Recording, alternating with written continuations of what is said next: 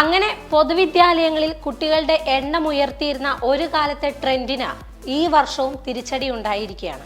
School തുറന്ന 6ാം പ്രവൃത്തി ദിനമാണ് കുട്ടികളുടെ എണ്ണം കണക്കാക്കുന്നത്.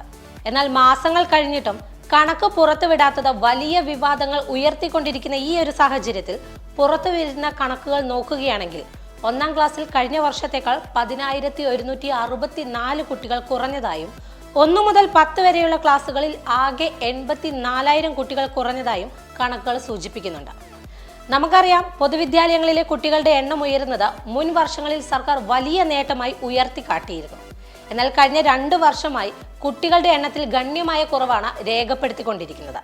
വമ്പൻ പ്രചരണങ്ങൾക്കിടയിലും പൊതുവിദ്യാലയങ്ങളിൽ പഠിക്കാനെത്തുന്ന വിദ്യാർത്ഥികളുടെ എണ്ണം കുറയുന്നത് വിദ്യാഭ്യാസ വകുപ്പിന്റെ നിറത്തിന് മങ്ങലേൽപ്പിക്കുകയാണ്. എന്തായാലും കണക്കുകൾ പുറത്തുവിട്ടതോടെ ഈ വർഷത്തെ തസ്തിക നിർണയം തുടങ്ങിയതായി വിദ്യാഭ്യാസ വകുപ്പ് അറിയിച്ചിരിക്കുകയാണ് ഇപ്പോൾ.